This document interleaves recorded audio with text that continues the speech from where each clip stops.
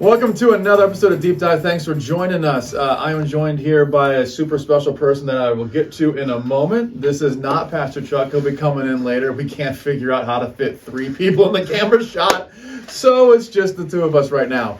A couple announcements coming up here is just the things to be aware of. We just confirmed the dates for Day at the Lake. It's going to be May 14th.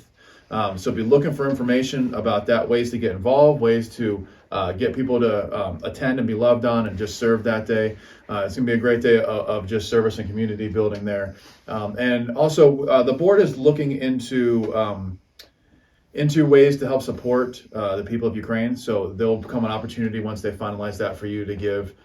Just know that we are looking into that. We're praying for them, and it's something we're trying to figure out how to do. So this is our intern. Intern's a loose word. This is Chad, and Chad's been helping us out here. He's a pastoral intern, learning all the ins and outs of pastoral ministry with Pastor Chuck and myself. So one of the things that Sunday's sermon was titled, "Let Me Tell You a Story." And I said to Chad, what is your most engaging and shortest story? So I asked Chad to come on. This is a good way for you to meet him. You can tell them just a little bit about yourself, and then why don't you go into that? Then go into that story that you told me before. Sounds good. We'll go from there. Sounds good. Yeah, hi everybody. I'm Chad, and I've been involved here now since January, about mid-January, and really have been learning a lot and enjoying serving here at the church. So I also serve, my wife and I, Abby, serve full-time at Pinebrook Bible Conference in East Stroudsburg in the Poconos, and that has led to some really great stories. So let me tell you about one of those stories. Allow me to set the scene. It's Memorial Day weekend, May of 2020, going back a couple years. And you might have seen these news headlines or even a news segment. But let me tell you about a story about the time there was a murderer in my home while I was home. Yeah, true story. So there was a young man, a UConn student named Peter Manfredonia, and it was Memorial Day weekend. And allegedly he had killed two people up in Connecticut and kidnapped one of the victim's girlfriends and her car and drove to New Jersey. He arrived in New Jersey on Sunday and abandoned the victim and the car and took a ride-sharing app to the town where my wife and I live in East Stroudsburg, Pennsylvania. He was spotted Sunday afternoon on a Walmart camera, on a private camera, walking the train tracks that go near my home church, and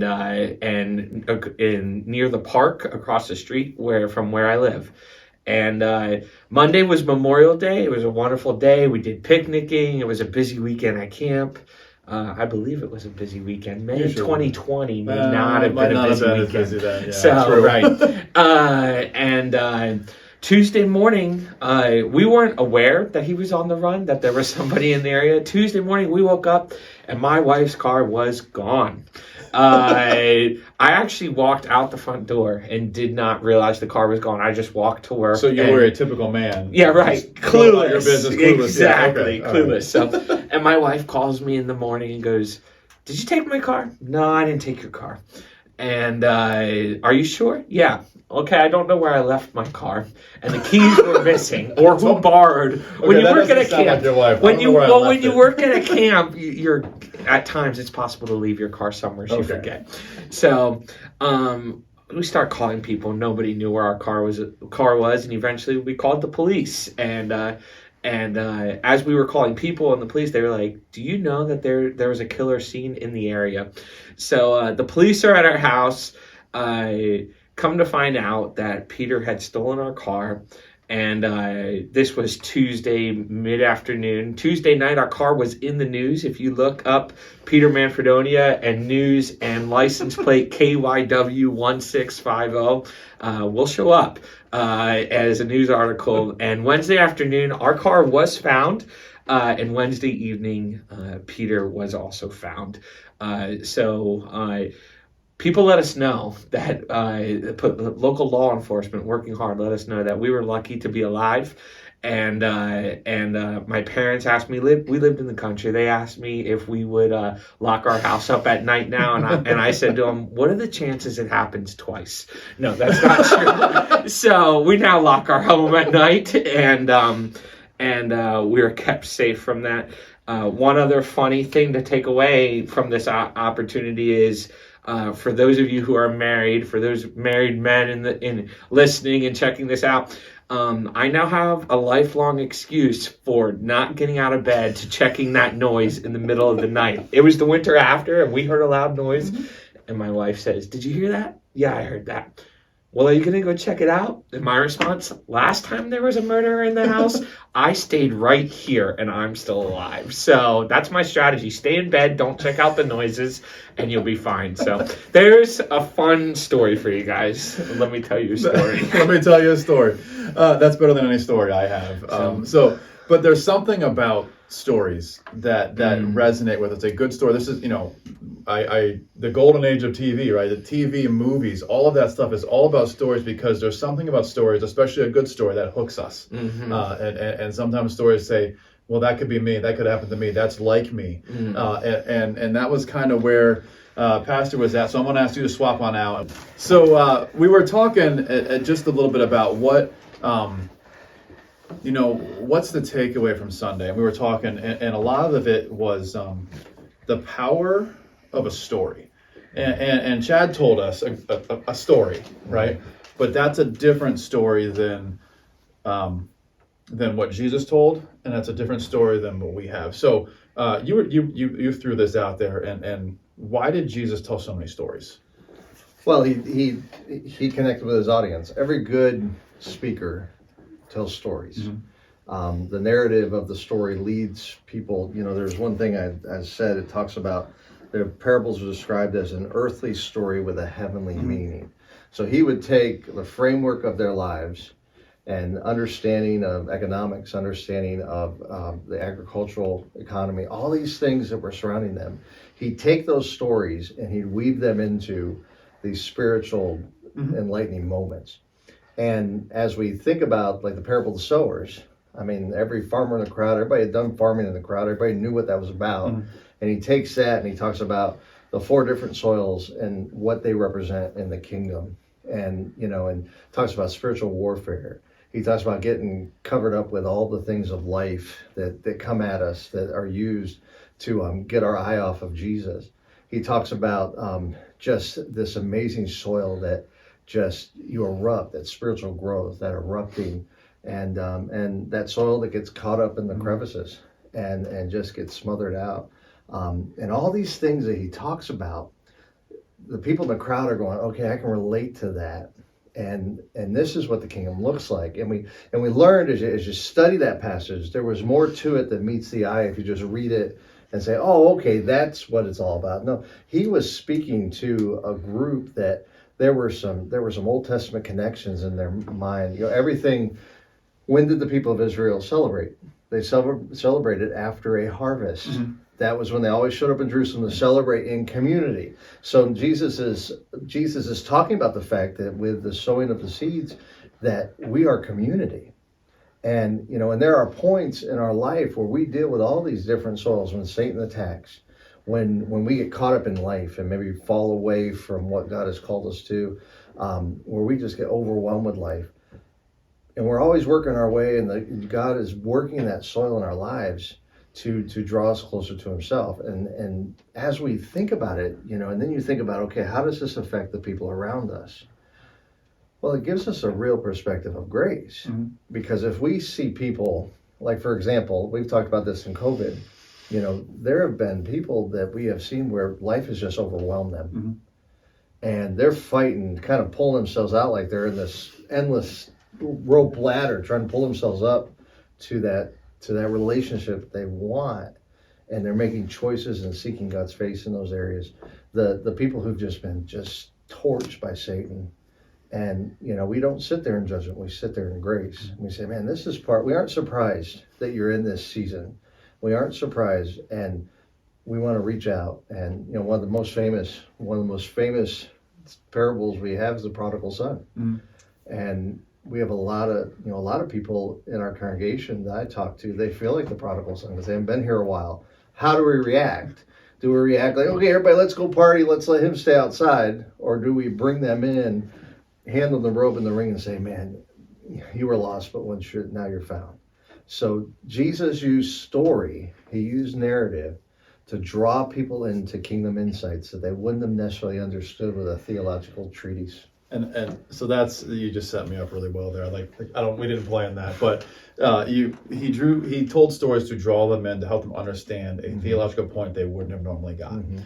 I can tell you that God can work through you, but you're going to believe me if I tell you a story about how he did it in my life, right? That's the difference. And the stories, I heard a speaker talk about a good intro to a sermon gets somebody to sit there and say, me too, or tell me more. Yeah, me too, or tell me more. And it's such a great way to start off. And if you can get somebody to connect and say, tell me more about that, or man, that's me.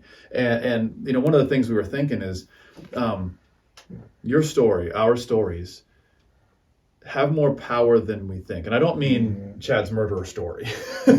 I mean our testimonies of God's work in our life.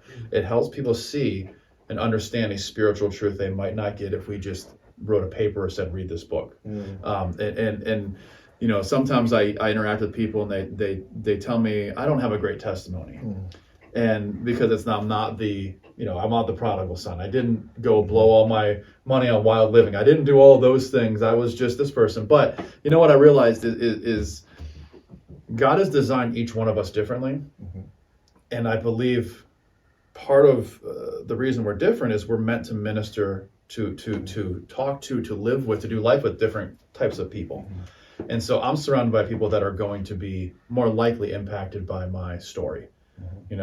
I don't have to have been saved from drugs and minister to drug dealers because it's not a huge impact sphere of influence I'm in. But I can talk to people. Like big part of my story is always wrestling with being the person that didn't feel qualified to do what God was calling them to do. Yeah. And I guarantee you, there's at least half of you online that just said, "Yeah, me too." Right? We all relate to that. We all relate to things. And so if I can tell somebody that, yeah, I don't feel like I know what I'm doing, but God's done this, and this, and it's not because I did anything. It's because God's power working through me. That helps people connect. And so each one of us has a story. You have a story, and there's power in that story. It doesn't have to be elaborate, right? But it's power because God has moved through that story. And it's just a great way to remind us that we can help other people come to know more about who God is through what he's done through us. Don't you find yourself sometimes telling your kids stories? And you're not just telling them the stories so you want them to learn about you, but you want to tell them those stories to give them wisdom, give them insight, spiritual insight. I find myself as I get older, my kids get older, it doesn't change. There are those moments like, my son's 23, 24 years old now, and we'll sit there and I'll say, when I was 23 and 24, your mom and I were married, and this was something we struggled with. And I'll tell them the story, and it's totally relative at that moment. I think the seasons of our stories are so important. Your stories are different than my story because I'm in a different part of life. And, and I'm able to tell the stories of raising children from a view far removed from the day when they were all in the minivan. You're in the minivan. In the minivan, and the minivan is loud, and the minivan is crazy. Oh man, and and it's really weird. You're driving, and we were driving the vacation last year, and all the kids decided to ride with Robbie, and Amy and I were all by ourselves driving vacation. We didn't know what to do with ourselves. Usually, it started out with the big screens in the back where the kids are watching, the cartoons and all that, and we're driving. We're like, we can listen to what we want on the radio. But then it also allows us to have that opportunity with a couple that calls and says, my kid did this. And it's always, oh, my kid did this. And I'm like, man, I can top you. And we'll talk, and you can tell those stories. And and they hear, oh my, I'm not alone. Right, exactly. And we can have that connective tissue with the brokenness of ourselves, the people we love, all those things as we walk in the story. And because our whole life's a narrative. And that narrative for God's glory is, we hope, all about him as much as we walk with him every day. So So yeah, so they're good stories. I love Chad's story. I love that. So first time I heard the story, I was like, no way. And but the greatest thing about it, I'm sure there are people who've heard that story, and oh man, God sure showed His favor on he and his wife. And now he's going about saying, hey, I'm locking my doors now, so he's a public service announcement. But yeah, so I think we learned a lot this week. We learned a lot. Well, there's power. There's power. Jesus modeled that. There's power in stories, and we need to remember that there's power in our stories. And I think the general consensus is to downplay our stories, and we don't need to be exponentially grandiose and what's the one I'm looking for there? Creating things, lying, basically. We don't have to embellish. Exaggerate, that's the word. We don't have to Thank embellish. you. We don't have to embellish. We just need to be authentic, and people will be drawn to the authentic nature of our story and hearing what God has done throughout all of our life, and how God has moved and led and worked, and the things that have come to fruition, through Him. So it's just something for you to ponder this week, that your story has more power than you probably think it does, and we want to encourage you to think about, where has God shown up in your life, and what are those stories of God's movement in your life that you can kind of work through, so that when somebody says, hey, I can't do this, and you be like, well, here's what God did for me. Here's how God moved for me. Here's how this happened, and get those ready, so you can share the power of God through story. And you got to be really committed to seeing God moving in every part of your life and that whole narrative. Great insight, Adam. It was good. You too, Chad. That was great. So thanks for joining us this week. We'll be back next week for another one. I can't promise Chad will be here every week, but we'll let him have fun once in a while. But thanks for joining us this week, and we'll see you next week. Have a great week.